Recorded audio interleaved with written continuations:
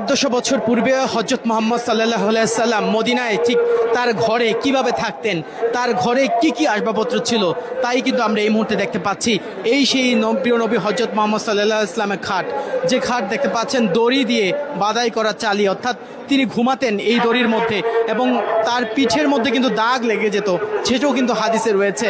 এবং এই ধরনের খাটে কিন্তু প্রিয় নবী হযরত মুহাম্মদ সাল্লাল্লাহু আলাইহি সাল্লাম ঘুমাতেন। এবং পাশে কিন্তু আবার একটি বিছানা রয়েছে, সেটি একেবারে মাটির মধ্যে বিছানা, সেটিও কিন্তু আপনারা দেখতে পাচ্ছেন। এবং শীতল পাটির বিছানা আপনারা দেখতে পাচ্ছেন। এবং আমরা যদি এর ছাদের দিকে তাকাই, অর্থাৎ একেবারে খেজুর পাতার চাল, এরকম খেজুর পাতার চাল, মাটির দেয়াল দেখতে পাচ্ছেন, মাটির দেয়াল। এভাবে কিন্তু প্রিয় নবী হযরত মুহাম্মদ সাল্লাল্লাহু আলাইহি সাল্লাম তার ঘরে থাকতেন। থাকার ঘরের পাশে কিন্তু রান্নাঘর অবস্থিত।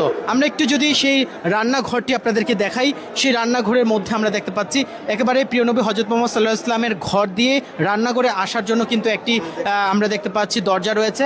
এবং রান্নাঘরে এসেই প্রথমে কিন্তু চোখে পড়বে একটি চুলা, এবং দেখতে পাচ্ছেন পাশে মাটির যে হাঁড়ি পাতিল সেগুলো কিন্তু রয়েছে। অর্থাৎ তিনি মাটির হাঁড়ি পাতিলে সবসময় রান্না করে খাবার খেতেন, যেটা কিন্তু প্রিয় নবী হযরত মুহাম্মদ সাল্লাল্লাহু আলাইহি সাল্লামের এই সুন্নত অনুযায়ী কিন্তু আমাদের জন্য এগুলো কিন্তু অত্যন্ত স্বাস্থ্যসম্মত, মাটির যে হাঁড়ি পাতিলে খাবার।